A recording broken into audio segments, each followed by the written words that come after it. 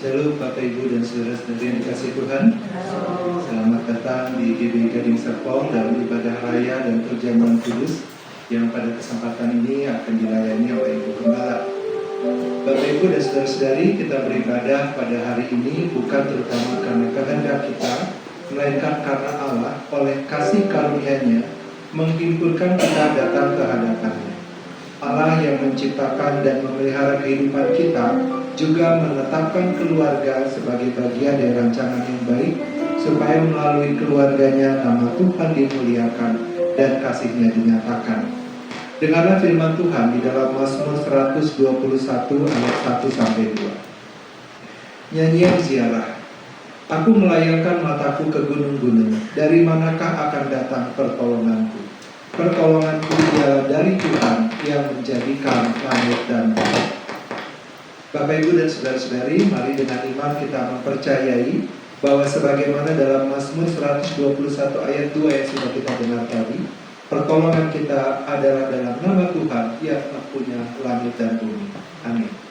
Terimalah salam dari Tuhan sebagaimana tertulis dalam Efesus 1 ayat 2. Kasih karunia dan damai sejahtera dari Allah Bapa kita dan dari Tuhan Yesus Kristus menyertai kami. Panggilan beribadah, jemaat dipersilakan berdiri. Bapak Ibu dan Saudara sekalian, dengarlah panggilan Tuhan dari Ester 4 ayat 13-14 yang mengingatkan kita bahwa Allah memanggil umat-Nya untuk setia pada waktunya. Maka Mordekai menyuruh menyampaikan jawab ini kepada Ester, jangan kira karena engkau di dalam istana raja, hanya engkau yang akan terluput dari antara semua orang Yahudi. Sebab sekalipun engkau pada saat ini berdiam diri saja, bagi orang Yahudi akan timbul juga pertolongan dan kelepasan dari pihak lain. Dan engkau dengan kaum keluargamu akan binasa. Siapa tahu, mungkin justru untuk saat yang seperti ini, engkau beroleh kedudukan sebagai pengatur. Bapak Ibu dan Saudara-saudari, marilah kita datang dengan hormat dan sukacita, sebab Allah yang kudus telah membuka jalan bagi kita untuk menghampirinya melalui Yesus Kristus. Kiranya melalui ibadah ini Tuhan memperbarui hidup kita dan menolong kita membangun kehidupan yang lebih baik di dalam kasih, pengampunan, dan damai sejahtera-Nya. Bapak Ibu dan Saudara-saudari, tidak ada seorang pun yang benar di hadapan-Nya oleh kekuatannya sendiri. Karena itu marilah kita merendahkan hati dan mengaku dosa kita di hadapan Tuhan. Mari kita berdoa. Ya Allah yang kudus dan penuh belas kasihan, kami mengaku bahwa kami telah berdosa terhadap Engkau dalam pikiran, perkataan, dan perbuatan. Kami sering hidup menurut kehendak kami sendiri dan bukan menurut firman-Mu. Kami tidak layak datang kepadamu karena kebenaran kami, sebab pada diri kami tidak ada jasa apapun. Kami juga mengaku bahwa kami sering tidak percaya kepada pemeliharaan-Mu. Kami lebih takut kepada keadaan daripada kepada Engkau. Kami sering mengandalkan hikmat kami sendiri daripada menantikan kehendak Tuhan. Kasihanilah kami ya Tuhan, demi Yesus Kristus Anak-Mu. Ampunilah dosa kami, tahirkan hati kami, dan perbaharilah hidup kami oleh Roh Kudus, supaya kami hidup dalam ketaatan kepada Tuhan. Di dalam nama Tuhan Yesus kami berdoa. Amin. Berita anugerah. Dengarlah berita anugerah dalam firman Tuhan di dalam Yesaya 1 ayat 18. Marilah baiklah kita berperkara firman Tuhan. Sekalipun dosamu merah seperti kirmisi, akan menjadi putih seperti salju. Sekalipun berwarna merah seperti kain kesumba, akan menjadi putih seperti bulu domba. Bapak Ibu dan Saudara-saudari dikasihi Tuhan, sebagaimana Allah memelihara umat-Nya pada zaman Ester dan tidak membiarkan rancangan keselamatannya gagal, demikian pula melalui Yesus Kristus Allah menyatakan anugerah yang sempurna kepada semua orang yang percaya. Di dalam Kristus kita menerima pengampunan dosa dan dipanggil untuk hidup setia dalam setiap kesempatan yang Tuhan berikan. Syukur kepada Allah. Jemaat dipersilakan.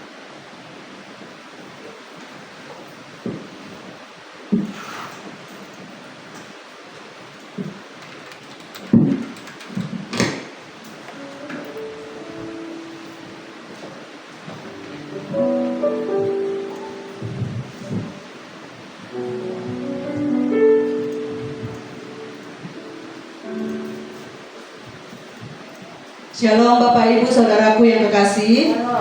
Haleluya, kita akan mulai ibadah kita pada siang hari ini. Kita persiapkan hati kita untuk menikmati hadirat Tuhan. Kami mengucap syukur Tuhan buat kesempatan siang hari ini. Terima kasih Tuhan, kami mau memuliakan nama Tuhan lewat pujian syukur kami pada hari ini. Kami undang Kau saja hadir di tengah-tengah kami Tuhan, melawat setiap kami semua, mengurapi kami ya Tuhan Yesus. Kami mau menyenangkan hati Tuhan hari ini. Kami mohon Engkau hadir di tengah-tengah kami. Engkau melawat kami semua ya Tuhan. Kami menyerahkan ibadah kami dari awal, pertengahan hingga sampai akhirnya hanya ke dalam tangan Tuhan. Biarlah ibadah kami adalah ibadah yang menyenangkan hati-Mu ya Tuhan. Terima kasih Tuhan. Kami bawa hati kami bawa hidup kami hari ini hanya buat Engkau ya Tuhan Yesus. Terima kasih ya Tuhan. Oh, haleluya. Terima kasih Tuhan. Engkau sungguh baik. Engkau teramat baik. Yesus.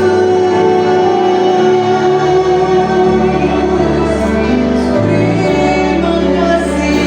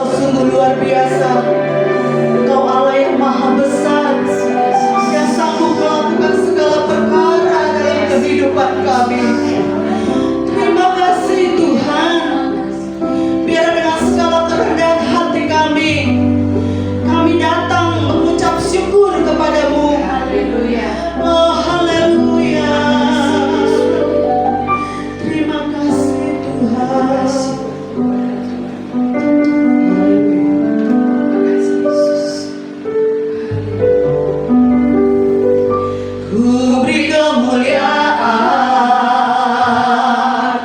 dan hormat. Ku angkat suara pujian, ku agungkan namamu, ku beri kemuliaan dan hormat. Ku angkat suara pujian, ku agungkan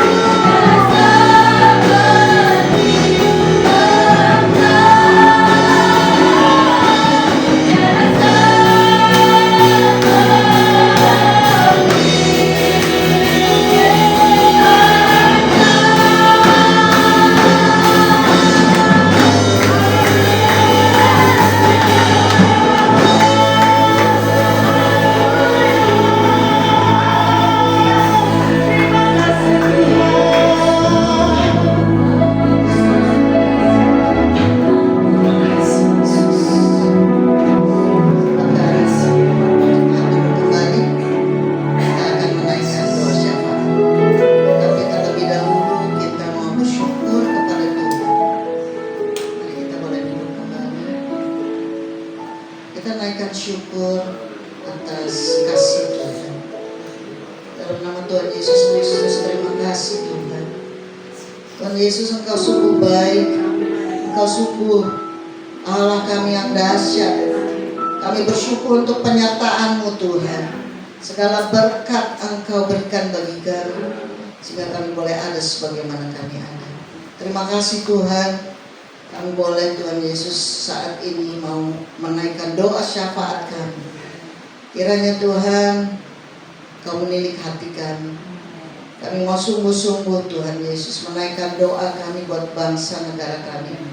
Mari saudara kita naikkan doa buat bangsa negara kita yang tercinta ini. Bapa dalam surga, kami mau berdoa buat bangsa kami ini Tuhan, di mana kami hidup di dalamnya. Kiranya Engkau tahu apa yang terjadi bagi bangsa kami ini Tuhan. Engkau terlebih tahu. Itu sebabnya kami naikkan doa kami supaya Engkau pulihkan bangsa kami ini Tuhan. Engkau pulihkan dari keterpurukan ekonomi. Kiranya Tuhan Engkau terlebih tahu Tuhan, karena Engkau yang tahu caranya. Kami hanya menaikkan doa supaya bangsa kami ini Tuhan boleh kembali hidup dalam damai sejahtera yang daripada-Mu. Itu sebabnya kami berdoa Tuhan, Engkau jamah setiap manusia yang hidup di dalam bangsa kami ini, sebagai bangsa Indonesia ini, boleh mereka melihat bahwa Engkau satu-satunya Tuhan, satu-satunya Tuhan yang bisa memulihkan bangsa kami ini Tuhan. Engkau kiranya Tuhan Engkau halalkan dari segala kegiatan-kegiatan yang tidak sesuai dengan isi hati-Mu. Kami patahkan segala tindakan-tindakan korupsi. Kami patahkan segala kegiatan-kegiatan narkoba. Kami patahkan segala kegiatan-kegiatan orang-orang jahat yang ingin memecah belahkan negara kami ini Tuhan, di dalam nama Yesus Kristus. Segala kuasa-kuasa kegelapan, kuasa-kuasa si jahat yang mengganggu segala kegiatan damai sejahtera bagi bangsa kami ini Tuhan, kami patahkan, kami usir di dalam nama Yesus. Biarlah damai sejahtera Allah turun atas bangsa kami ini. Belas kasihan-Mu turun atas bangsa kami ini Tuhan. Terima kasih Tuhan Yesus. Saat ini mari kita naikkan doa untuk semua gereja-gereja yang ada di Indonesia ini, bahkan di seluruh dunia. Mari kita berdoa buat gereja-gereja Tuhan. Bapa dalam sorga, Tuhan Yesus yang baik, kami serahkan semua gereja-gereja yang ada di Indonesia ini, bahkan di seluruh dunia, dalam tangan kuasa-Mu Tuhan. Engkau pakai setiap hamba-Mu, setiap pemimpin-pemimpin gereja, supaya Tuhan nama-Mu saja yang dipermuliakan di gereja-gereja Tuhan. Biarlah gereja-gereja ini didirikan di atas batu karang yang teguh, sehingga setiap orang-orang yang percaya kepada Engkau, setiap mereka yang percaya kepada kemuliaan Engkau, mereka beriman teguh dan tidak tergoyahkan oleh apapun juga. Kiranya berkat Tuhan turun atas gereja-gereja-Mu, sehingga gereja-gereja-Mu ini boleh terus diperluas, diperbanyak, dan banyak jiwa-jiwa boleh dimenangkan melalui gereja-gereja-Mu ini Tuhan. Berkati apapun yang mereka butuhkan untuk pelebaran kerajaan-Mu Tuhan, sehingga di Indonesia ini Tuhan Yesus semakin banyak yang percaya akan Engkau sebagai Tuhan dan Juru Selamat satu-satunya. Terima kasih Tuhan untuk kegerakan apa yang Engkau izinkan bagi gereja-gereja. Kiranya berkat-Mu turun atas setiap hamba-hamba-Mu, setiap gereja-gereja-Mu. Terima kasih Tuhan untuk setiap kesempatan. Mari saudara kita berdoa buat gereja kita di tempat ini. Kita mau berdoa buat GBI Gading Serpong supaya Tuhan kirim jiwa-jiwa untuk boleh ada di tempat ini. Mari kita berdoa. Bapa dalam surga, dalam nama Tuhan Yesus Kristus, kami serahkan gereja kami ini dalam tangan Engkau Tuhan. Engkau yang terlebih tahu Tuhan bagaimana kami boleh melayani jiwa-jiwa yang Engkau kirim di tempat ini. Biarlah Tuhan Engkau pakai setiap kami sesuai dengan kehendak-Mu, supaya banyak jiwa datang ke gereja ini untuk dipulihkan, disembuhkan. Biarlah gereja kami ini Engkau pakai Tuhan, sehingga banyak jiwa boleh dipulihkan dan boleh terus percaya, beriman teguh kepada Engkau. Terima kasih Tuhan untuk setiap umat-Mu di tempat ini. Mulai dari anak-anak sekolah minggu Tuhan Kau berkati. Biarlah mereka mengenal Engkau. Mereka mengenal nama-Mu Tuhan Yesus sebagai Tuhan mereka dari saat mereka kecil sampai mereka tumbuh dewasa. Mereka tidak tergoyahkan oleh apapun juga. Kami serahkan anak-anak muda kami dalam tangan-Mu Tuhan. Biarlah mereka hidup tetap kudus dan sesuai dengan apa yang Engkau tuntun mereka, sehingga mereka boleh menjadi percontohan di luar sana bahwa anak-anak Tuhan diberkati. Mereka boleh menjadi anak-anak yang sukses kelak di dalam apapun yang mereka kerjakan, dalam usaha pekerjaan. Dan kami berdoa supaya anak-anak muda kami boleh Tuhan Yesus masuk dalam politik, supaya mereka boleh berkarya bagi anak-anak Tuhan di seluruh Indonesia ini. Terima kasih Tuhan, kami serahkan setiap jemaat di tempat ini Tuhan Yesus. Biarlah Tuhan Kau pulihkan. Jika mereka punya masalah, Tuhan Kau bukakan jalan, bukakan pintu-pintu mujizat. Mereka yang bergumul Tuhan, bergumul dalam ekonomi, pekerjaan atau usaha apapun bentuknya, Tuhan Engkau tolong. Kami serahkan seluruh keberadaan keluarga, lepas keluarga dalam tangan-Mu Tuhan. Terima kasih Tuhan. Kami juga berdoa buat jemaat-Mu, jika ada yang sakit ataupun kelemahan tubuh, Tuhan Engkau jamah di dalam nama Yesus Kristus. Secara khusus kami berdoa untuk hamba-Mu Ibu Desi Tuhan. Oh terima kasih Tuhan, Kau sudah pulihkan, sembuhkan dalam nama Yesus Kristus. Kami percaya kesembuhan-Mu adalah proses Tuhan menjadi sempurna adanya di dalam nama Yesus Kristus. Engkau berkarya atas hidup hamba-Mu ini Tuhan, sehingga ia boleh kembali melayani Engkau di dalam gereja ini. Sukacita, damai, sejahtera boleh turun atas setiap kami. Terima kasih Tuhan di dalam nama Yesus Kristus. Dan sebentar kami mau memberi persembahan. Mari kita siapkan persembahan kita dan kita berdoa. Dalam nama Tuhan Yesus Kristus, Tuhan kami mau memberi. Biarlah pemberian kami ini Tuhan Kau berkenan kepadamu, dan Kau boleh pakai untuk pekerjaan Tuhan di dalam gereja ini. Kiranya Engkau menerima apa yang kami berikan dari hati yang tulus, sehingga apapun hasil dari pemberian ini Engkau multiplikasikan menjadi alat di tangan-Mu untuk pekerjaan Tuhan secara khusus di dalam gereja kami. Berkati setiap tangan-tangan yang memberi Tuhan. Dan jika ada masih yang belum sempat memberi, kami percaya berkati tangan-tangan yang belum sempat memberi, sehingga pada saat berikutnya mereka boleh memberi dengan berkelimpahan, sehingga berkat-Mu turun atas kehidupan kami, karena kami memberi dengan penuh ucapan syukur dan hati yang tulus. Terima kasih Bapa, di dalam nama Yesus Kristus kami berdoa dan bersyukur. Haleluya. Amin.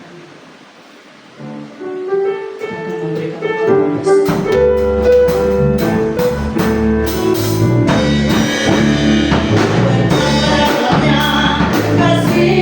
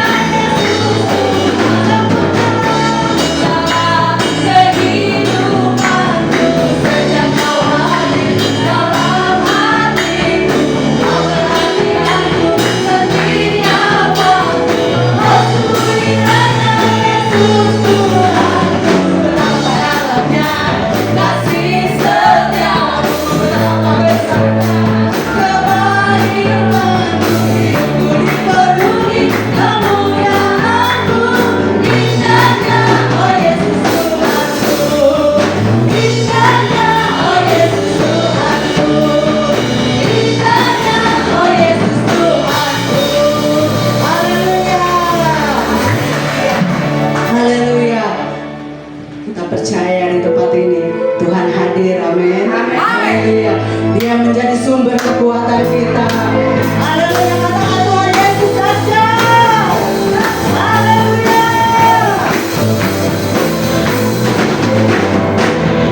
Meskipun musuh di depanku, rintangan menghadang apapun, tahu sungguh Engkau bersamaku.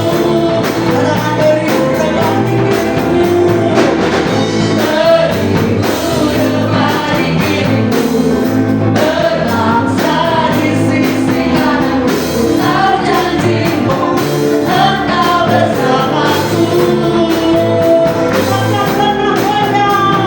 Takkan pernah goyah keyakinanku pada dirimu, Yesus Tuhanku. Tiada yang seperti dirimu, Kaulah kuatku, kerasaanku, gunung batu dan keselamatanku, kuasa tanganku, perlindunganku,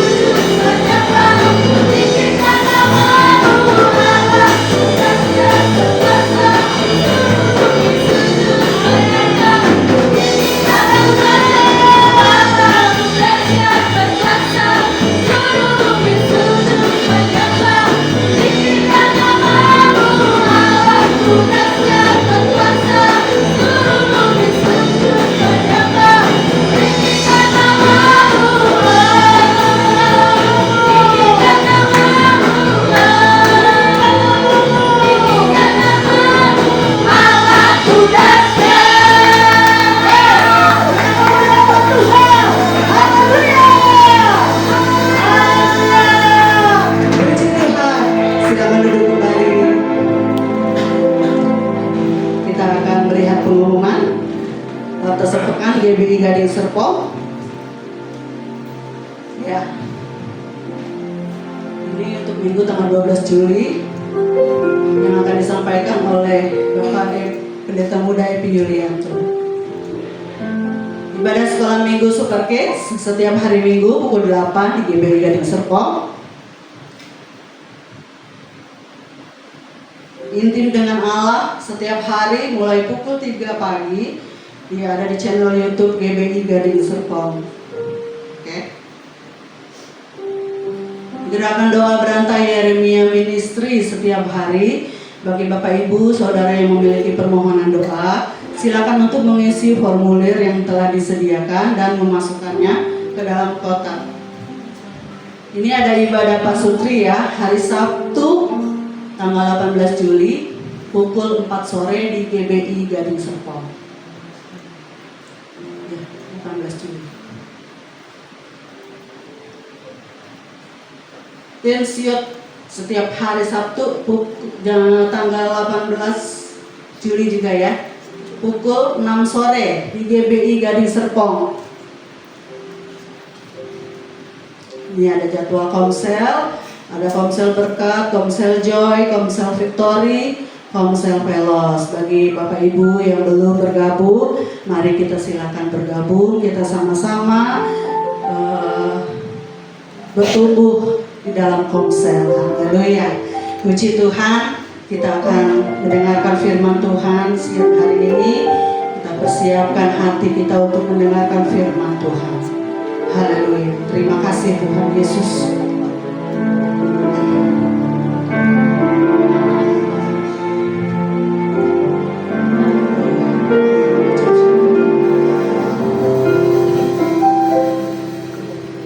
Tiada pernah ku ragukan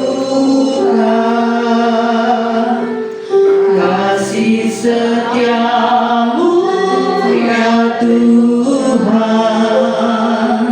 Setiap waktu dalam hidupku tak pernah kau tinggalkan. Meski langit nampak suram, awan gelap pun menghadap. Awan gelap pun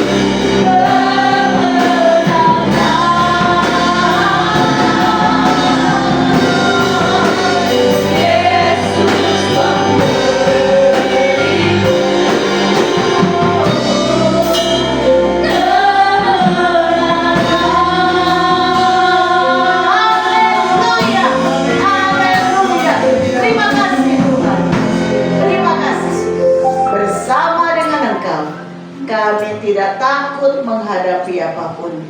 Karena kami tidak sendiri. Kami tahu Engkau ada bersama dengan kami. Engkaulah Allah Immanuel, Allah yang beserta dengan kami. Terima kasih ya Bapak, terima kasih. Sebab itu ya Tuhan, kami perlu firman-Mu yang menguatkan kami, yang mengingatkan kami selalu akan kasih Tuhan. Biar kiranya Kau berbicara bagi kami saat ini. Tuhan, Engkau menjamah setiap pribadi.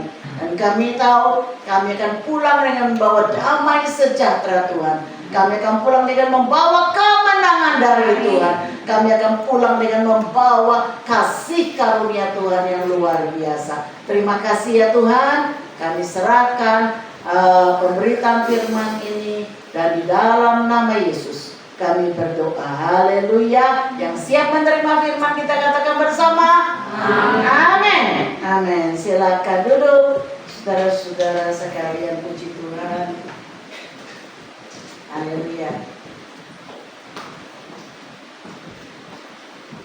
Hari ini saya sungguh bersyukur karena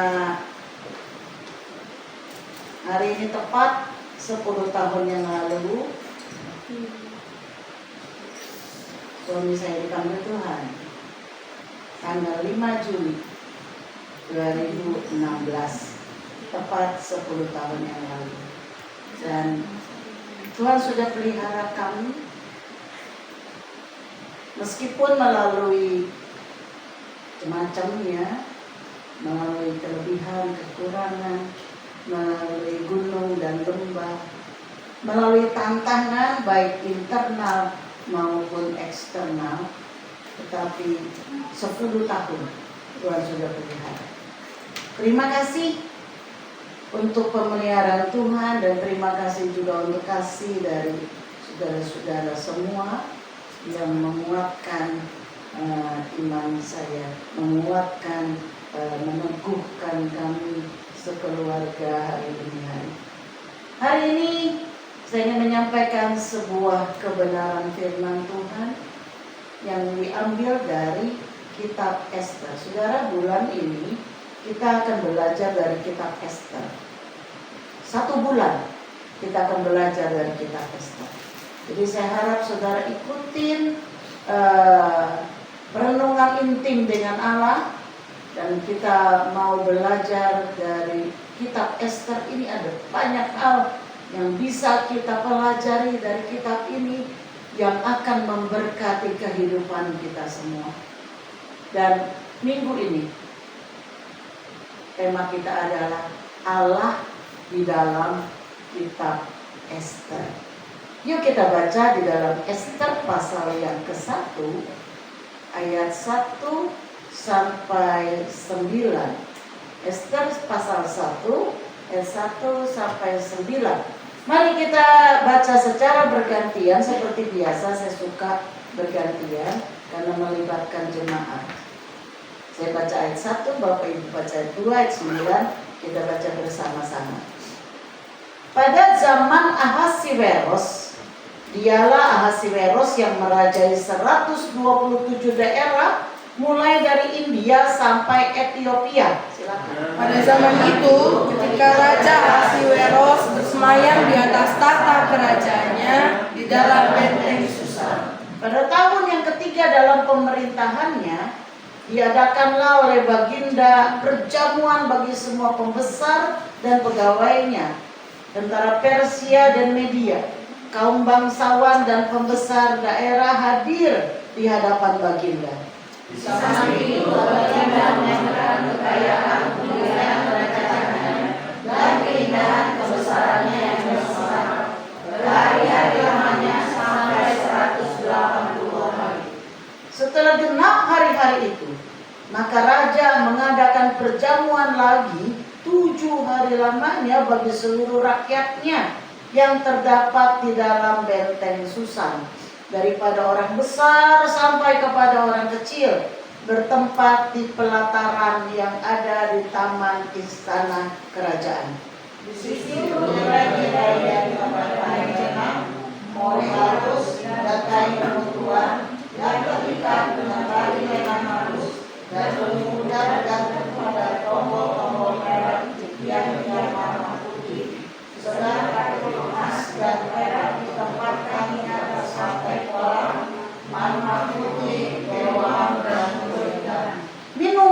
dihidangkan dalam piala emas yang beraneka warna. Dan anggurnya ialah anggur minuman raja yang berlimpah-limpah sebagaimana layak bagi raja. Adapun aturan minum ialah tiada dengan paksa, karena Tuhan isyaratkan raja kepada semua persyaratan supaya mereka berbuat menurut keinginannya. Sama-sama. Juga Wasti sang ratu mengadakan perjamuan bagi semua perempuan di dalam istana Raja Ahasuerus. Bapak Ibu Saudara, salah satu hari raya orang Yahudi adalah hari raya Purim, bukan Purim Marbun. Sebab kita di GBI ada Purim Marbun yang besar. Jadi Yahudi merayakan, ada salah satu hari rayanya adalah hari raya Purim. Hari raya Purim adalah festival Yahudi yang meriah untuk memperingati pembebasan kaum Yahudi di Persia kuno dari rencana pembasmian oleh Haman, ya, yang terdapat di dalam kitab Ester ini, ya. Perayaan ini jatuh pada tanggal 14 bulan Adar dalam kalender Ibrani. Jadi kurang lebih sekitar bulan-bulan Maret, ya, biasanya dirayakan hari raya Purim. Dan hari raya Purim itu berasal dari peristiwa yang ada di kitab Ester. Jadi saudara akan terus ikuti, minggu depan kita akan belajar tentang panggilan Ester yang akan dibawakan oleh Bapak Epi. Lalu selanjutnya lagi minggu ketiga tentang apa saya lupa, tetapi semua adalah tentang dari kitab Ester. Nah, Bapak Ibu Saudara, Ester adalah sebuah kitab sejarah.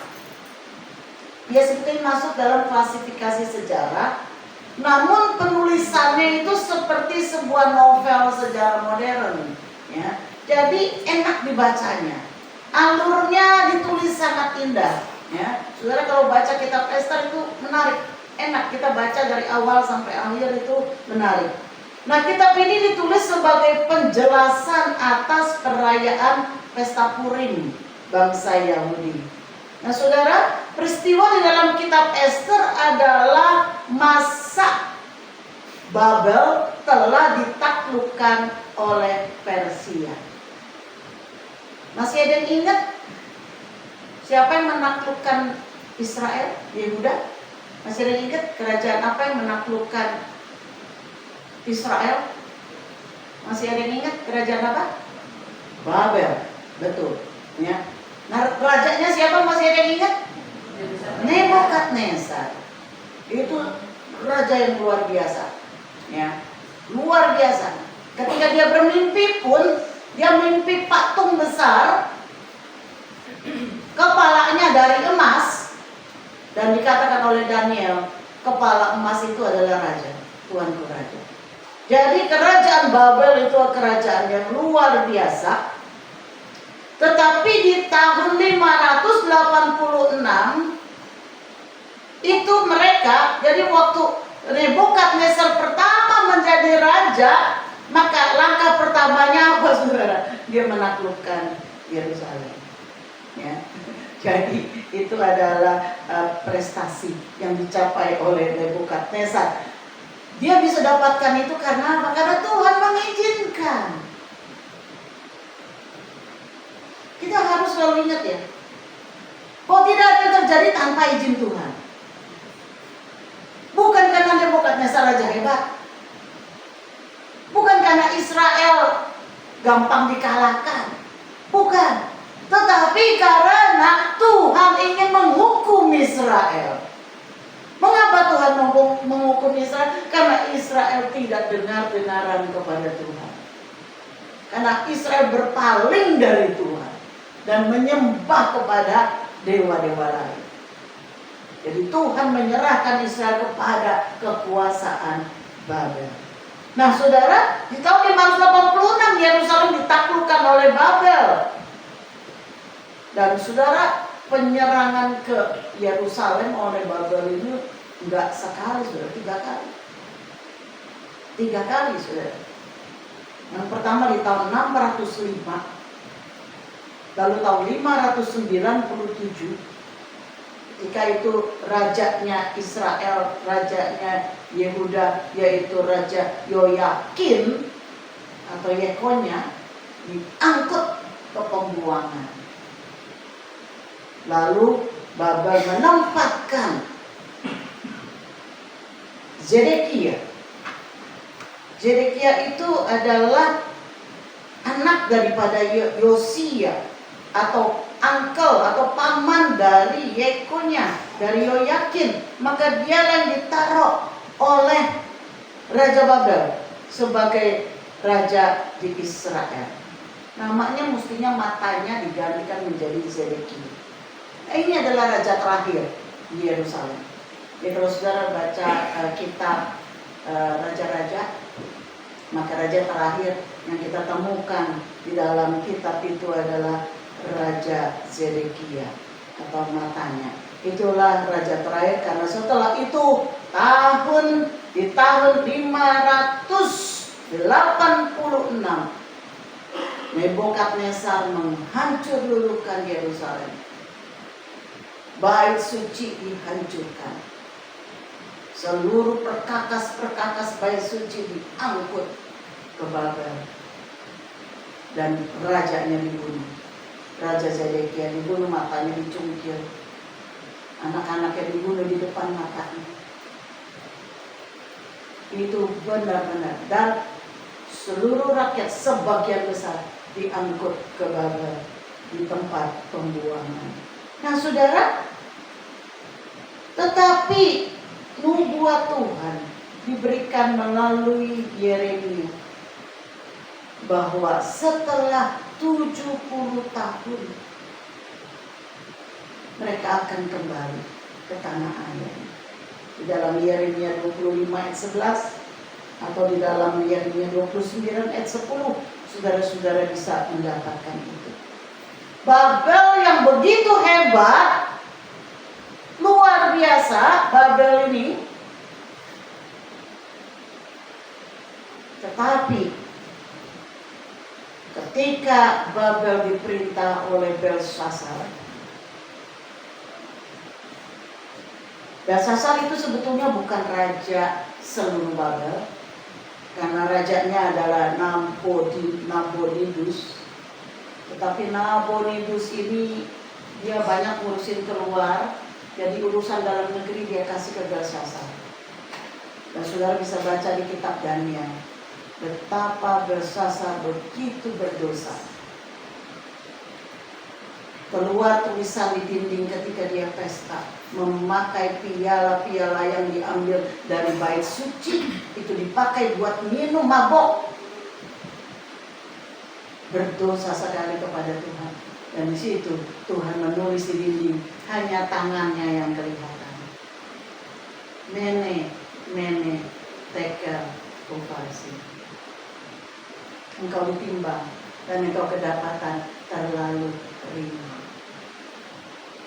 Dan disitulah Belshazzar, engkau akan mati. Dan Belshazzar dibunuh oleh Kores, Raja Media Persia. Nah saudara, jadi Babel yang begitu luar biasa akhirnya runtuh di bawah, dipenaklukkan oleh kerajaan Media Persia dari dinasti Achaemenia di tahun 539 sebelum Masehi. Saudara, saya suka dengan sejarah. Dulu waktu saya sekolah, saya ingat zaman saya mungkin segerecen, benci saya sama sejarah. Karena sejarah itu saya pikir isinya hafalan. Karena sekolah kita ngajarinnya caranya gitu ya. Caranya apa? Diponi dulu, tahun segini sampai segini, lahir di mana, mati di mana. Aduh, saya bilang gak enak banget sih sejarah, gak menarik banget. Tapi setelah saya sudah dewasa, justru saya menggemari sejarah. Karena apa? Saya mulai dengan sebuah cerita. Sejarah itu harusnya dengan cerita, baru menarik. Bukan dengan menghafal, tapi dengan cerita. Ya. Makanya orang-orang luar negeri itu senangnya mereka itu sejarah. Mereka diajak ke museum-museum. Dan bukan untuk menghafal, untuk diceritakan. Ya, jadi mulai museum di sana itu makanya ramai. Ya, museum itu hidup, nggak seperti museum di Indonesia. Ya, hampir jarang dikunjungi oleh orang. Ya, karena orang sana senang dengan sejarah. Nah, saudara, di masa Raja Koresi inilah orang-orang yang ditawan, yang dibawa sebagai orang-orang buangan itu dikembalikan ke negaranya masing-masing, termasuk orang-orang Yehuda. Saudara, ya, di dalam sebelum zaman Yesus, sebelum Yesus lahir, jadi masih periode sebelum Masehi, saudara, hanya ada 4 kerajaan besar. 4 kerajaan besar. Yang pertama adalah kerajaan Babel, yang menguasai wilayah yang sangat besar. Lalu Babel dikalahkan oleh Media Persia. Itu pun wilayah terbesarnya diraih ketika Raja Darius berkuasa. Sudah tahu Raja Darius itu siapa? Saudara ingat di dalam kitab Daniel masuk ke lubang singa, ya kan? Itu zaman Raja Darius. Itu adalah wilayah terbesar yang pernah diperoleh oleh Media Persia ketika Darius berkuasa. Wilayahnya bisa dari Ethiopia sampai India, saudara. Coba bayangkan, begitu luas. Itu Media Persia.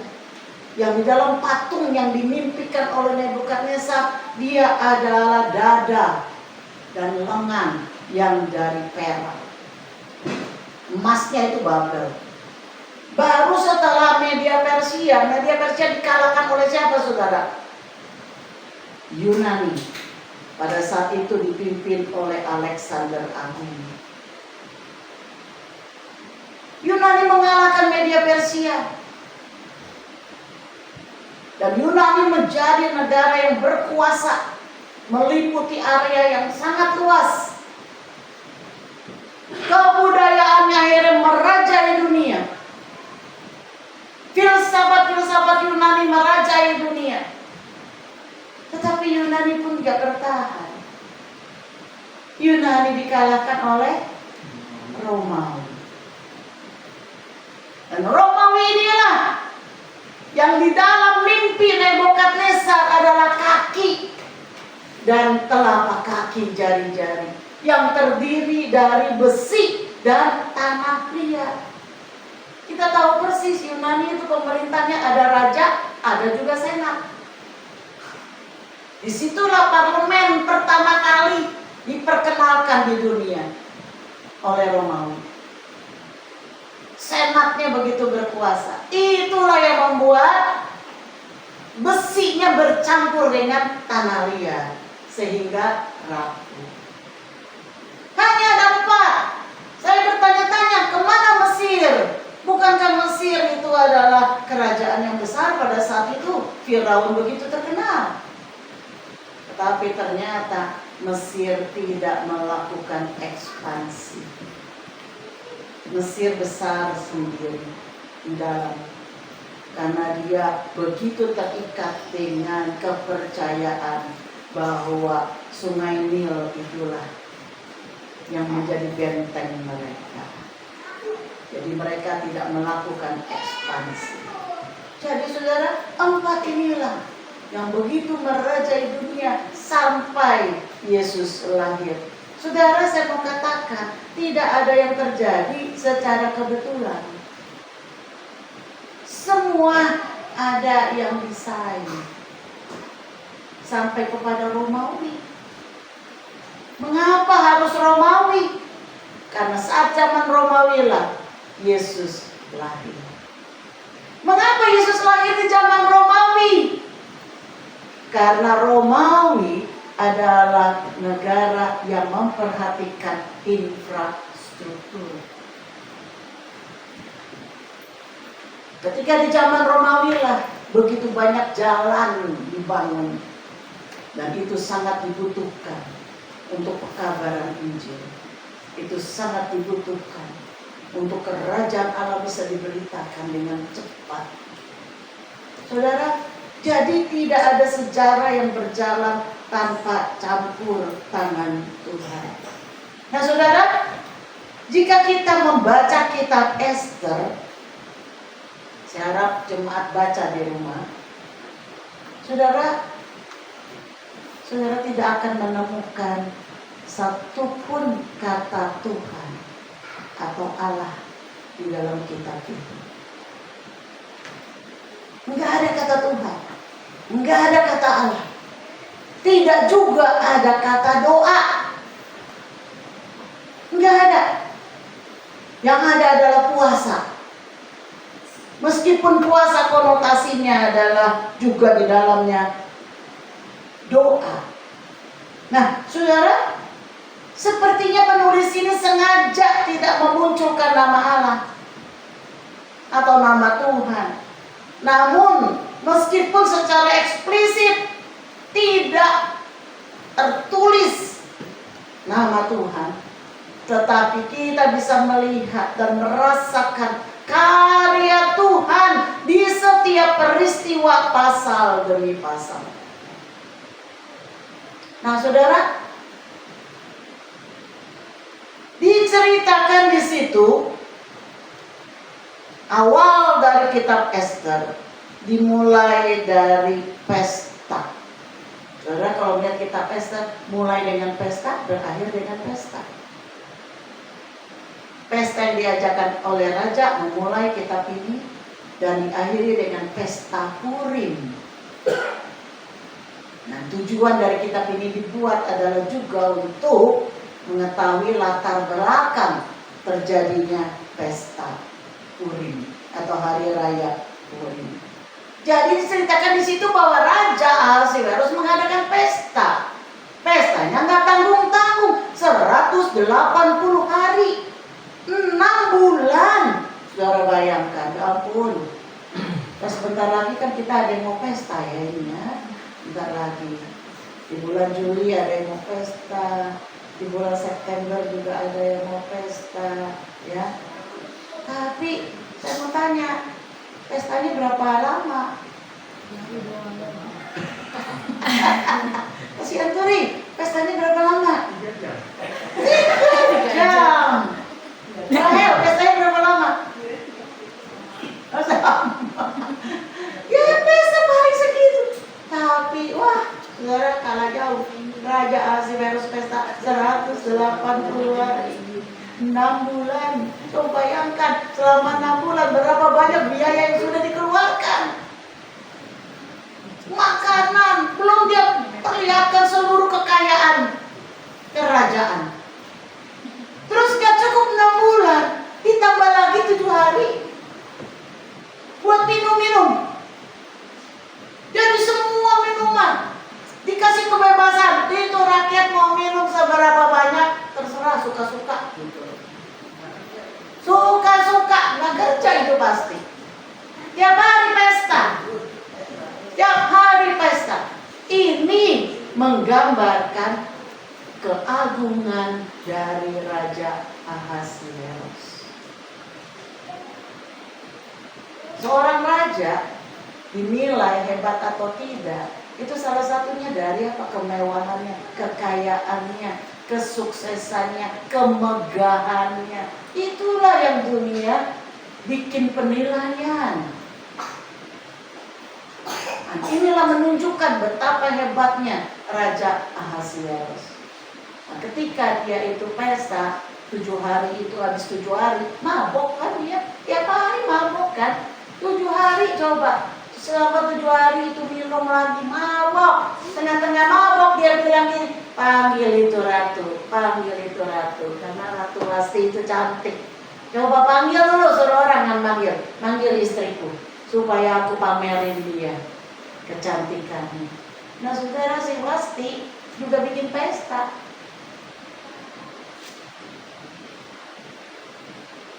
Wasti pikir, ngapain gak dipanggil? Disuruh apa? Cuma mempertontonkan di depan orang-orang mabok.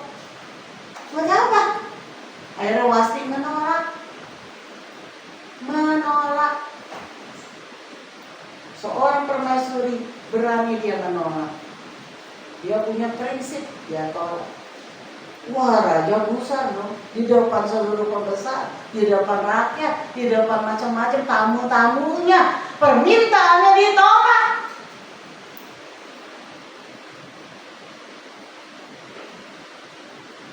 Lalu orang-orang yang lagi mabok juga nih bilang begini, Baginda, itu kalau didiemin aja bisa celaka. Nanti yang masalah bukan Baginda doang, yang masalah di kita nih, para suami. Nanti kalau kita manggil istri kita atau nyuruh istri kita, mereka pun akan mencontoh. Mereka nggak mau dengar. Jadi yang punya masalah bukan cuma raja, kami juga. Oke, kalau gitu gimana dong ya? Kalau gitu gimana? Nah ini yang dengar nasihat dari orang mabok. Tetapi saya mau bilang, semua terjadi, tidak ada yang kebetulan. Semua diizinkan Tuhan. Jadi gimana dong? Lalu dibilang, oke, mendingan pecat aja. Pecat, ya ampun, gua gak punya permaisuri dong. Pecat, kalau enggak nanti bikin masalah. Oke deh, pecatlah Ratu Wasti. Akhirnya dibacakan pemecatannya pakai cincin raja. Ya, mulai dari saat ini engkau bukan lagi permaisuri. Nah saudara, kejadian ini sepertinya kebetulan. Karena gara-gara kejadian ini, maka raja mengumumkan, kumpul wanita-wanita yang cantik. Nah, kalau zaman itu mungkin Claudia kamu bisa dimasukin. Karena namamu kan cantik. Bisa masuk. Jadi semua wilayah kekuasaan Persia yang cantik-cantik kumpulin. Bayangkan saudara, ada berapa banyak itu orang-orang cantik masuk audisi. Dilihat yang mana kira-kira ini benar-benar cantik atau enggak. Akhirnya dapatlah 400 orang masuk Islam. Selama itu digodok mereka 1 tahun, dikasih wangi-wangian, dimandikan dengan bunga-bunga, semua didandan, dirawat kulitnya, pakai skincare apapun yang terbaik dipakaikan, manicure, pedicure semua dipakai dah, facial, wah, rambut segala dirawat, karena nggak mau sembarangan. Ini mau mendapatkan satu orang yang terbaik yang akan dipilih oleh si raja. Dan saudara, akhirnya singkat cerita, Esther terpilih. Bukan Esther ini juga cantik, tapi bukan dia. Zaman itu dia belum lahir. Jadi Esther si Hadasa, namanya Hadasa. Nah dia orang Yahudi, umurnya kira-kira 20 tahun lah ya waktu itu. Jadi dia ternyata yang terpilih. Saya bilang ini bukan kebetulan juga. Tuhan sudah atur semuanya. Nah, saudara, menjadi ngikut di dalam kontes kecantikan ratu ini, itu ada resiko saudara. Jangan pikir waduh enak banget ya, bisa masuk ke dalam kontes ini, masuk ke dalam istana. Saudara jangan pikir begitu. Banyak nggak enaknya dari enaknya. Nih saya mau bilang nih. Yang pertama, setiap wanita itu dipersiapkan 1 tahun. Nggak boleh ketemu keluarga. Dipersiapkan baik fisik maupun mental, serta tata cara istana.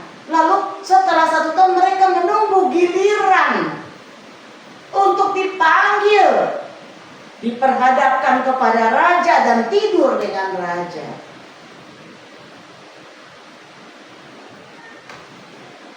Setelah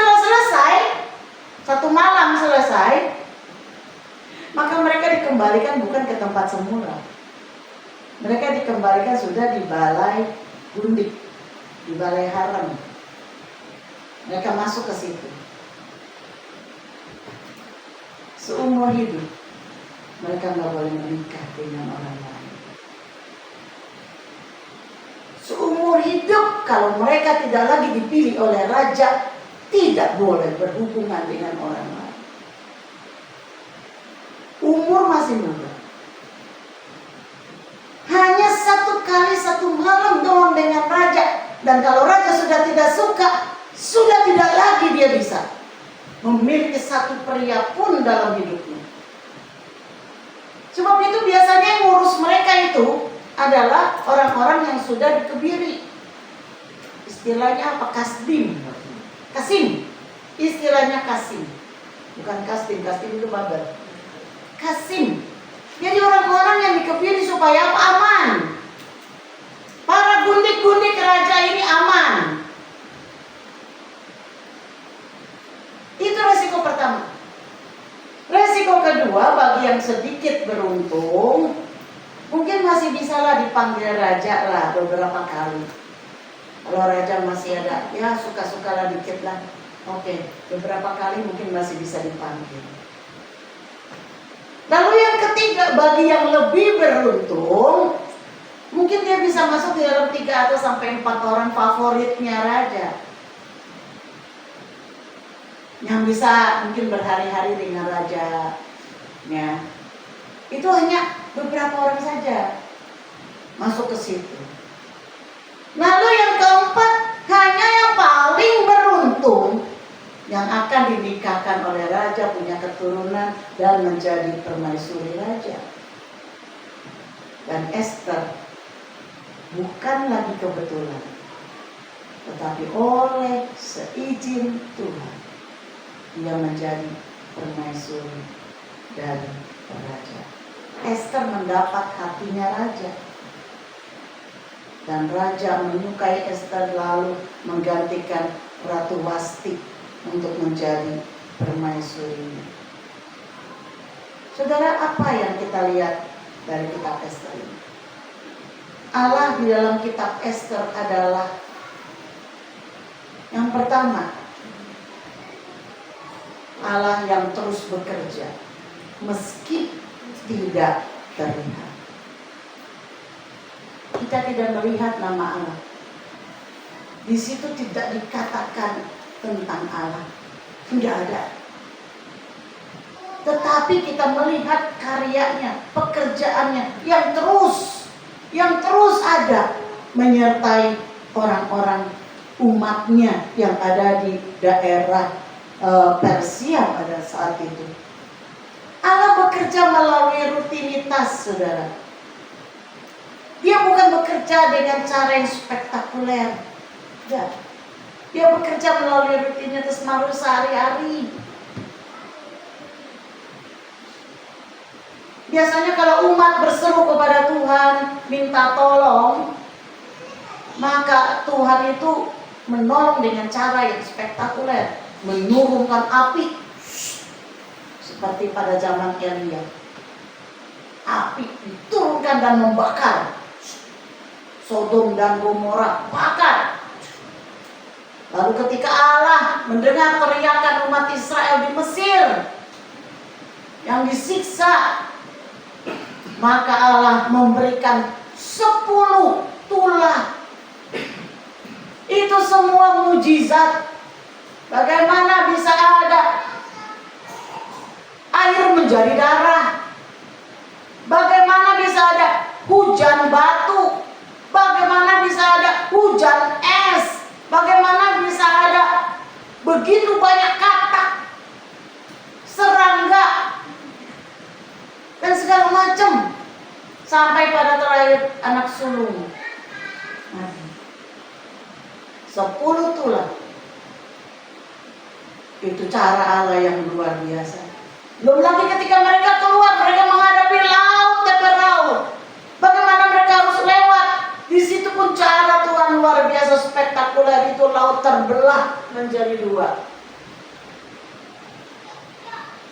Belum lagi Ketika Sadrak, Mesak, Abednego masuk ke dalam dapur perapian, maka Tuhan memberikan mujizatnya.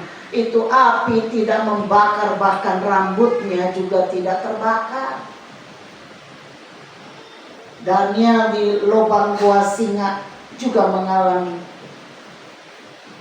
pertolongan yang spektakuler dari Tuhan.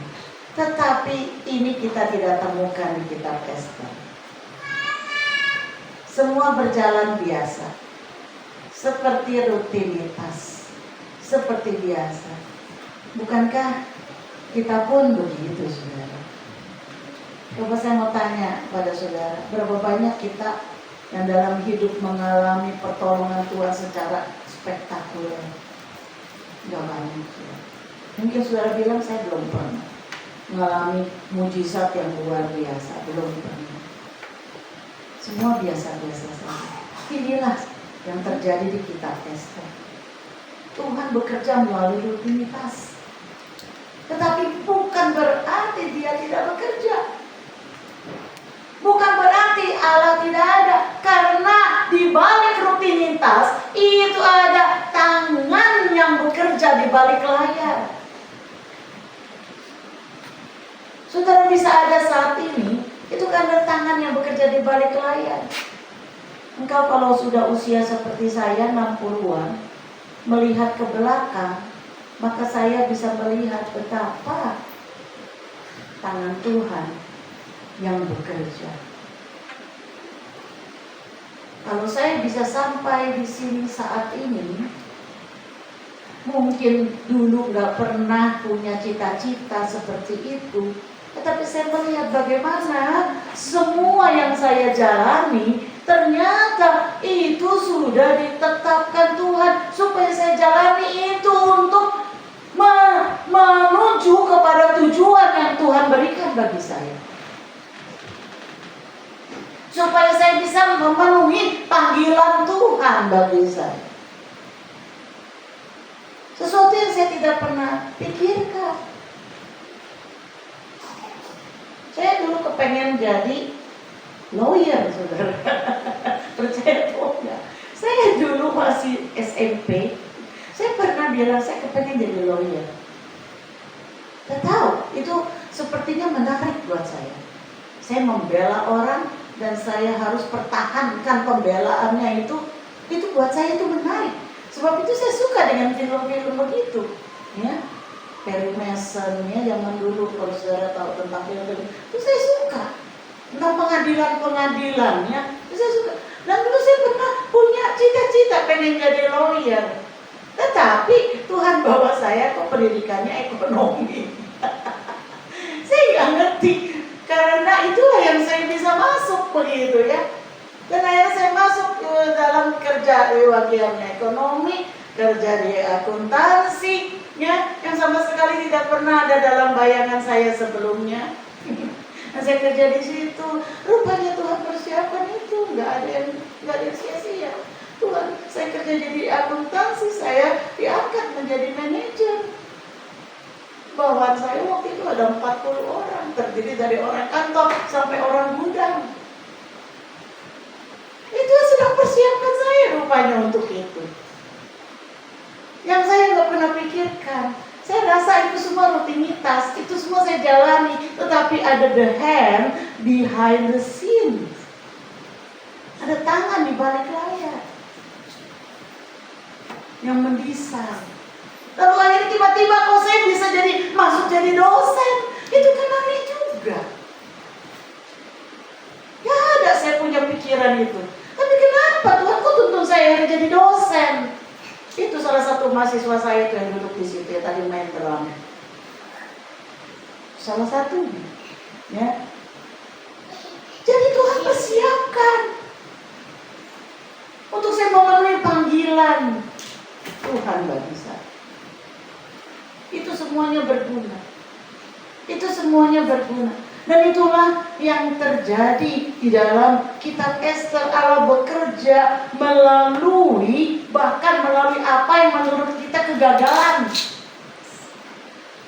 Bukankah saya bisa menganggap diri saya gagal karena cita-cita saya kepengen jadi lawyer ternyata nggak jadi? Bukankah itu bagi saya bisa menganggap saya gagal ya untuk jadi lawyer? Tetapi Allah juga turut bekerja bahkan melalui yang kita sebut kegagalan. Dia juga bisa bekerja melalui bencana alam. Nah, sering kita berpikir karena kita tidak melihat tangan Tuhan, maka kita berkata bahwa Tuhan tidak ada, atau Tuhan tidak mendengar, atau Tuhan tidak peduli. Padahal karena kita tidak mengerti waktunya Tuhan, kita tidak mengerti caranya Tuhan bekerja, bukan berarti Ia tidak peduli atau tidak menolong. Mari saudara kita tetap bersandar kepadanya, maka Ia akan menyatakan dan menghantar kita langkah demi langkah. Yang kedua, saudara, Allah bekerja di dalam bangsa-bangsa. Allah bekerja dalam sejarah dunia. Semua kerajaan-kerajaan itu telah dinubuatkan jauh sebelum semua ada. Tadi saya sudah bilang ada 4 kerajaan besar sebelum sampai ke Kristus. Kristus harus lahir pada zaman Romawi. Karena di dalam pengetahuan Allah, itu zaman adalah di masa jalan-jalan saudara. Saya percaya Yesus lahir di zaman AI. Yesus lahir, Yesus akan kembali di zaman AI. Saya percaya. Karena teknologi sudah dipersiapkan oleh Tuhan untuk menyambut kedatangannya. Saya percaya. Jadi Allah bekerja di dalam sejarah bangsa-bangsa, saudara. Kerajaan-kerajaan, bangsa-bangsa itu lenyap. Tetapi kerajaan Allah akan terus semakin besar dan semakin besar, seperti mimpi Nebukadnezar. Setelah dia melihat patung itu, maka dia melihat ada satu bola batu yang menggelinding. Dan batu itu semakin besar menimpa patung itu, dan patung itu hancur luluh. Tetapi batu itu semakin besar dan menguasai. Ini bicara tentang kerajaan Allah. Raja-raja di dunia akan berakhir. Kerajaan-kerajaan akan habis. Tetapi kerajaan Allah itu akan tetap selama-lamanya. Amsal 21 ayat 1 mengatakan, hati raja seperti batang air di dalam tangan Tuhan. Dialirkannya kemana ia ingin. Jadi hati raja itu seperti batang air di dalam tangan Tuhan. Tuhanlah yang ngatur. Tuhan yang mengatur meskipun raja itu tidak menyadari. Sebab itu penting bagi kita untuk berdoa bagi pemerintahan kita. Penting. Kita berdoa semua supaya hatinya presiden kita ada di dalam tangan Tuhan. Supaya Tuhanlah yang memberikan hikmat, kemampuan kepadanya di dalam menjalankan roda pemerintahan. Lalu yang ketiga, saudara, apa yang dilakukan Esther menunjuk kepada pengorbanan Kristus. Esther berada di istana. Dia berada di istana. Dia sudah menjadi permaisuri. Posisi tertinggi yang bisa diraih oleh seorang wanita Yahudi. Selama ini dia menyembunyikan jati dirinya, identitasnya, karena Mordekai melarang. Tidak ada yang tahu bahwa dia adalah orang Yahudi. Dia menyembunyikan identitasnya. Tetapi ketika ancaman terhadap bangsanya muncul, dan Mordekai mengatakan, engkau mungkin merasa aman sekarang karena engkau ada di istana. Tapi jangan anggap, jangan engkau pikir engkau akan aman terus di situ. Satu kali engkau juga akan diketahui bahwa engkau adalah orang Yahudi dan engkau akan binasa, engkau dan seluruh keluargamu. Tetapi siapa tahu Justru pada saat inilah Allah akan meneguhkan kedudukanmu sebagai permaisuri.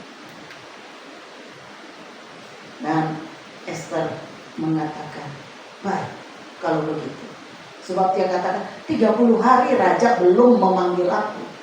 Bayangkan, permaisuri untuk menghadap raja saja harus dipanggil oleh raja. 30 hari. Udah jadi permaisuri. Jadi dikatakan 30 hari aku belum bertemu raja. Jadi resiko banget. Karena ada undang-undangnya.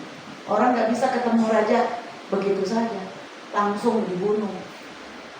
Kalau bukan raja sendiri yang memberikan izinnya, perkenanannya. Jadi Esther bilang, oke, kumpulkan semua orang-orang Yahudi. Berpuasalah bagi aku 3 hari. Jangan makan, jangan minum. Aku akan masuk menghadap raja. Jika aku harus mati, biarlah aku mati. Wow, Esther yang semula sepertinya orang yang dibawa oleh arus dunia, sekarang dia mempertontonkan bahwa inilah Esther yang sudah berubah, yang memiliki satu prinsip karena dia mengasihi bangsanya. Kalau terpaksa aku mati, biarlah aku mati. Saudara, ini menunjuk kepada Yesus.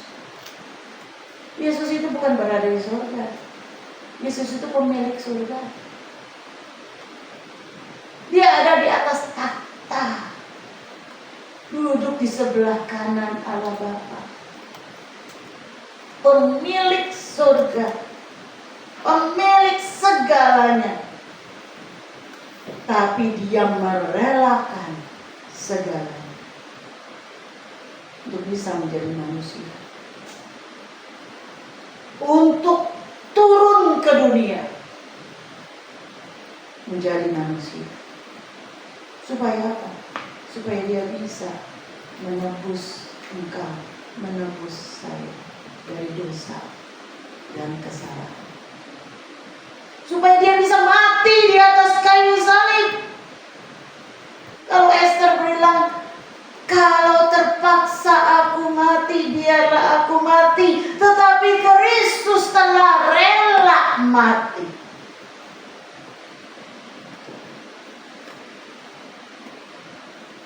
Supaya kita selamat. Sebab Yesus tahu tidak ada cara lain agar manusia selamat, agar kita tidak binasa hanya dengan cara dia dijadikan dosa. Dia yang tidak mengenal dosa telah dijadikan dosa karena kita, supaya dalam kita, di dalam dia, kita dibenarkan oleh Allah. Hanya itu cara. Dan Yesus telah rela meninggalkan segalanya untuk mati di kayu salib bagi saudara dan saya. Di mana Allah di dalam kitab Esther, saudara? Pahlawan yang sesungguhnya dalam kisah ini adalah Allah sendiri, meski tidak disebutkan. Tangan penyediaannya, tangan providensianya dinyatakan di setiap rincian peristiwa. Kehadirannya bahkan lebih kuat dan lebih nyata daripada kisah-kisah lain yang kita baca di dalam Alkitab. Meskipun namanya tidak pernah disebutkan. Providensianya itu nyata ketika Raja mabuk dan memecat Ratu Wasti. Providensianya sedang bekerja di dalam menyeleksi sekian banyak wanita cantik kepada hanya satu wanita pilihan untuk menjadi ratu, yaitu Esther. Dan Providensianya didemonstrasikan kalau Mordekai ada di tempat yang tepat. Ketika dia mendengar persekongkolan membunuh raja, sehingga dia bisa memperingatkan raja. Providensianya dapat dilihat di malam, waktu raja tidak bisa tidur dan mencari tahu alasan apa catatan kerajaan yang belum dia lakukan. Dan di situ dia menemukan bahwa Mordekai yang telah menyelamatkan nyawanya belum mendapat penghargaan apapun.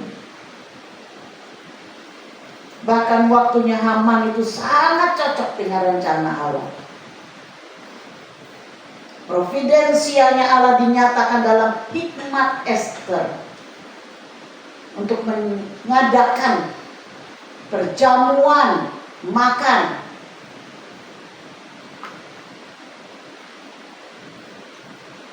bagi raja dan Haman. Providensia itu adalah penyertaan Allah, penyelenggaraan Allah yang sudah disiapkan Allah jauh sebelumnya mungkin, karena ada sesuatu yang akan terjadi. Kira-kira waktu saya masih bekerja dulu, saudara, belum menikah, saya ikut teman beli saham. Ini saya mau cerita tentang providensia. Saya ikut-ikutan nih, teman beli saham, ikut-ikutan lah.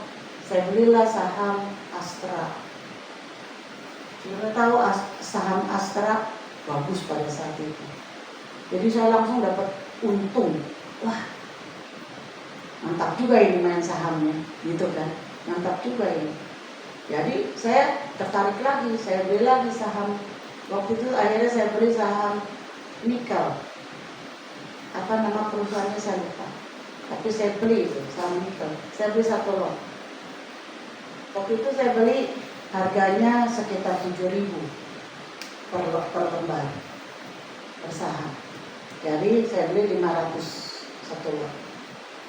Udah.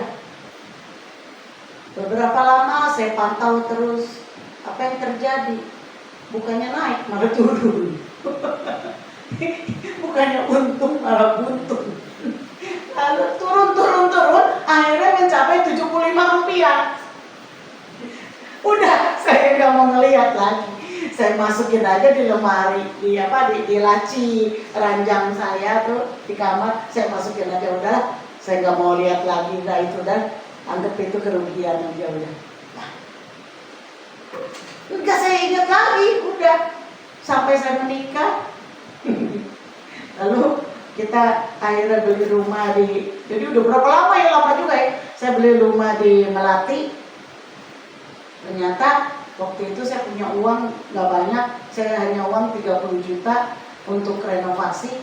Saya bilang sama waktu itu yang merenovasi kakak ipar saya bilang, bisa nggak dengan 30 juta, tolong bisa nggak bikin ini, tambah kamar di belakang. Sudah tahu ya rumah saya kalau yang udah pernah, kamar belakang dengan baknya, bisa nggak?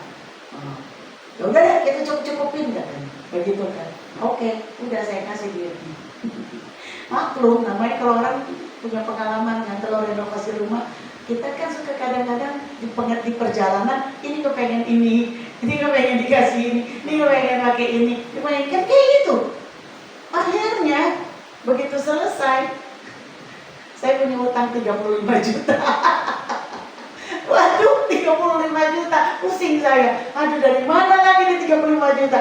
Saya bilang, tunggu ya kalau begitu, sabar ya. Saya belum tahu juga nih dari mana. Aduh, saya rasanya nyesek juga saya terlibat utang.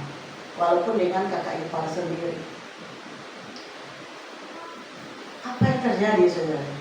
Satu kali saya lagi di mobil, waktu itu masih zaman koran. Suami saya suka beli koran, jadi saya buka koran di mobil. Begitu saya lihat yang pertama adalah indeks saham. Saya di halaman berapa itu indeks saham. Saya langsung baca nama yang itu tuh saham itu. Kaget saya. Nggak salah, saya bilang. Nggak salah, itu harganya kalau tidak salah 5 60-an ribu. 60-an ribu. Jadi saya langsung, ini nggak salah kan? Sampai saya tanya sama suami saya, ini bener Pak, angkat. Iya bener kan? Nah, saya langsung diamin. Besok saya cek lagi. Besok saya cek dia mulai turun ke 58 ribu. Langsung saya bilang, Pak, kita harus mampir ke rumah mami saya, ke kamar saya. Saya mesti cek itu tuh. Saya masih ingat saya naruhnya di mana. Saya masih ingat saya naruhnya di mana. Saya mesti lihat itu, cek lagi. Oh, itu kertas udah pada kuning gitu. Udah pada kuning, udah lama, udah tahunan. Ya. Akhirnya saya bongkar, ketemu, waduh, langsung saya pergi ke bursa efek, gitu ya, ke BEJ untuk menjual saham saya. Lalu akhirnya saya bisa bayar utang saya. Saya cerita itu sama adik saya bilang, itu providensianya Tuhan. Kadang kita nggak tahu. Ini namanya Tuhan bekerja melalui kebiasaan, rutinitas yang kecil-kecil.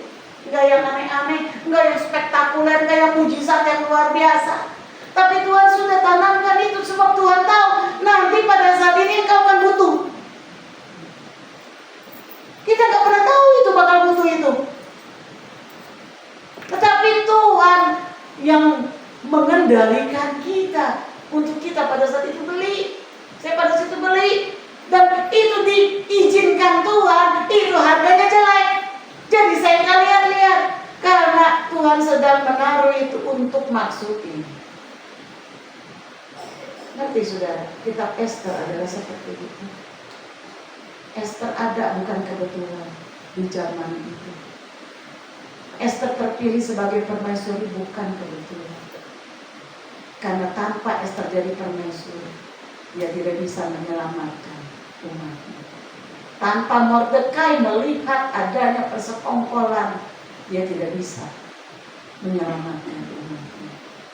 Saudara, jangan berpikir kalau kita itu nggak merasa tangan Tuhan, lalu kita merasa Tuhan tidak ada. Di setiap persimpangan hidup Tuhan ada. Di setiap musim hidup kita Tuhan ada. Dia bekerja mungkin dengan cara yang sepertinya biasa saja. Sehingga kita kurang memperhatikan kehadirannya, kurang menyadari kehadirannya. Padahal dia adalah desainer dari kehidupan kita. Dia adalah tangan, hand behind the scene. Sebab mari kita percayakan dia. Jangan pernah ragukan. Dan setiap saat bersyukurlah akan pernyataan Tuhan. Mari saudara, kita naikkan sebuah pujian. Engkau ada bersamaku di setiap musim hidupku. Tak pernah kuragukan kasih-Mu. Bersamamu Tuhan, ku lewati semua. Haleluya. Mari kita semua bangkit berdiri. Kita akan naikkan pujian ini.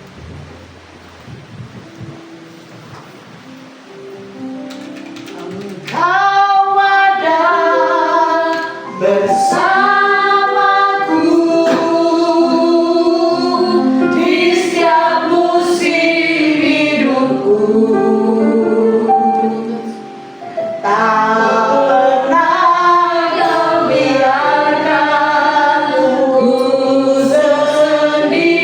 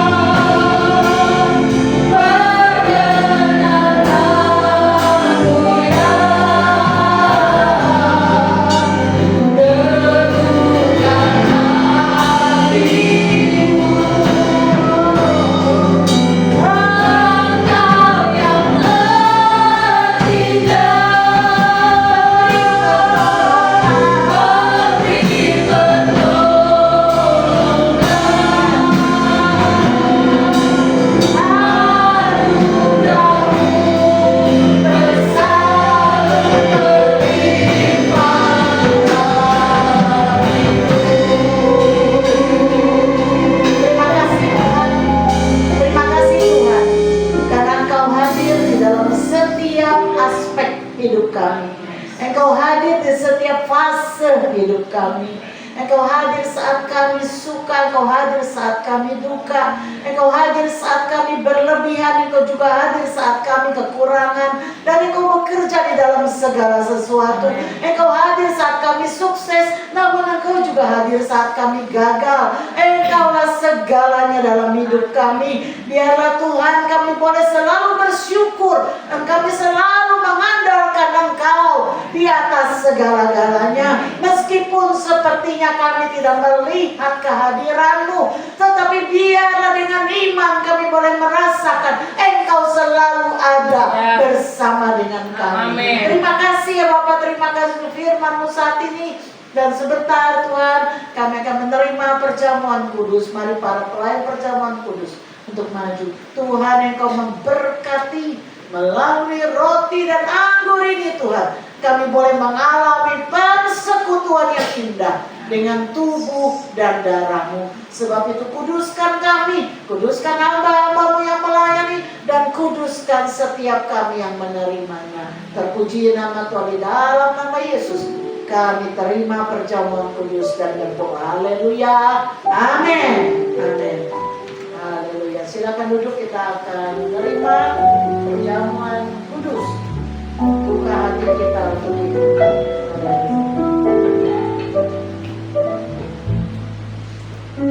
Salibnya, salibnya, selamanya mulia.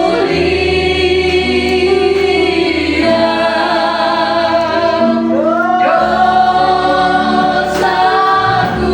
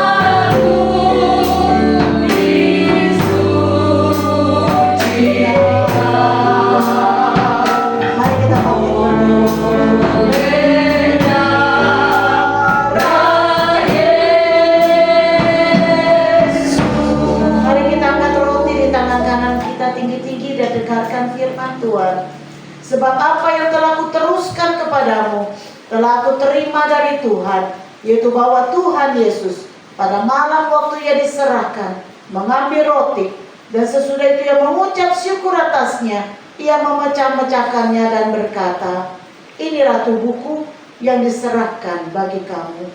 Perbuatlah ini menjadi peringatan akan aku. Bukankah roti yang kita pecah-pecahkan ini adalah persekutuan dengan tubuh Kristus? Amin. Mari kita terima dengan rasa syukur pada nama Yesus.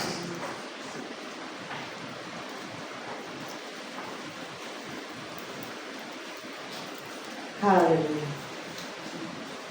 Haleluya, haleluya.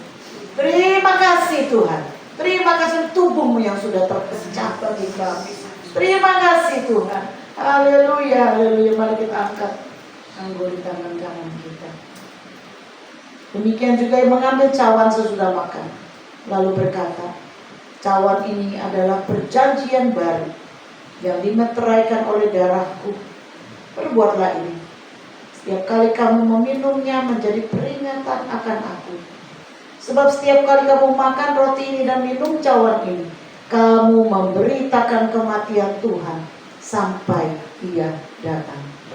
Bukankah cawan pengucapan syukur yang atasnya kita ucapkan syukur ini adalah persekutuan dengan darah Kristus? Amin. Mari kita terima dengan ucapan syukur. Haleluya. Haleluya, haleluya, haleluya. Terima kasih Tuhan untuk korban-Mu yang sempurna. Terima kasih untuk tubuhmu dan darahmu yang sudah dicurahkan bagi kami. Terima kasih untuk persekutuannya kita. Oleh darahmu kami sudah dibebaskan. Oleh darahmu kami sudah ditebus. Oleh darahmu kami dikuduskan. Terima kasih Tuhan, kami dibenarkan oleh darah anak domba yang tersembelih. Haleluya, haleluya, haleluya,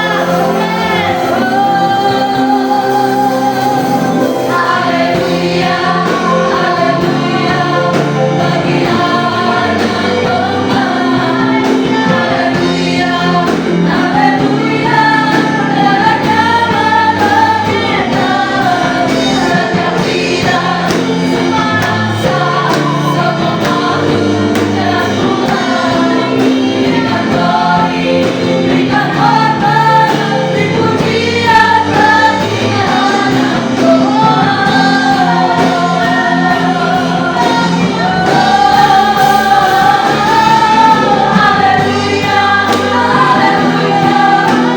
anak domba. Haleluya, haleluya,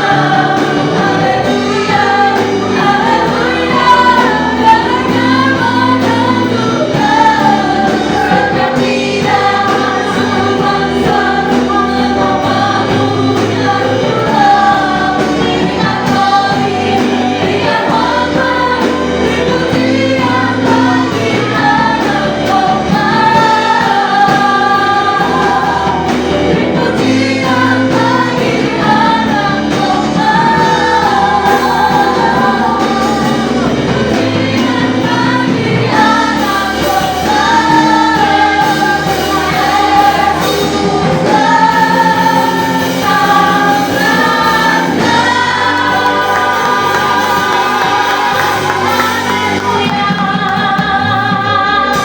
Haleluya. Amin, amin, amin, amin. Tetap berdiri. Kita akan dipandu untuk mengucapkan pengakuan iman jadi.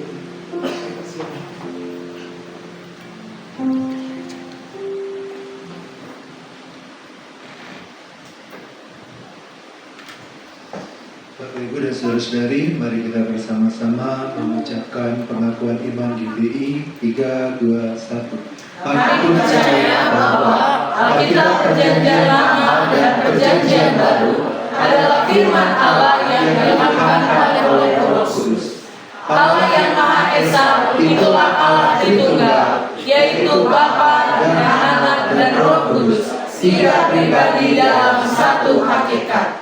Yesus Kristus Juru Selamat dan Pengantara kita adalah Anak Allah yang tunggal, dikandung dari Roh Kudus dan dilahirkan oleh perawan Maria, telah disalibkan, mati, dikuburkan, dan dibangkitkan pada hari yang ketiga dari antara orang mati, naik ke surga dan duduk di sebelah kanan Allah Bapa sebagai Tuhan dan Raja segala raja. Semua manusia sudah berdosa dan kehilangan kemuliaan Allah, sehingga harus bertobat dan berbalik kepada Allah untuk menerima pengampunan dosa. Pembenaran dan kelahiran baru terjadi karena iman di dalam darah Yesus Kristus yang dikerjakan oleh Roh Kudus. Setiap orang yang bertobat harus dibaptis secara selam dalam nama Bapa dan Anak dan Roh Kudus, dalam nama Tuhan Yesus Kristus. Penyucian hidup adalah buah kelahiran baru karena percaya dalam darah Yesus Kristus yang dikerjakan oleh kuasa firman Allah dan Roh Kudus. Karena itu kesucian adalah asas dan prinsip hidup umat Kristen. Baptisan Roh Kudus adalah karunia Tuhan untuk semua orang yang telah disucikan hatinya. Tanda awal baptisan Roh Kudus adalah berkata-kata dengan bahasa Roh, sebagaimana diilhamkan oleh Roh Kudus. Perjamuan kudus dilakukan untuk meneguhkan persekutuan kita dengan Tuhan dan satu dengan yang lain sebagai gereja. Kesembuhan ilahi tersedia dalam korban penebusan Yesus untuk semua orang yang percaya.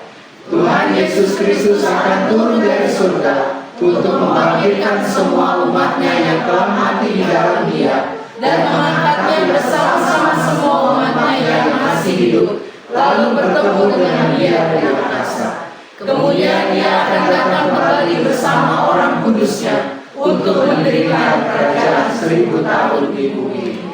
Pada akhirnya semua orang mati akan dibangkitkan. Orang benar akan bangkit pada kebangkitan yang pertama dan menerima hidup kekal.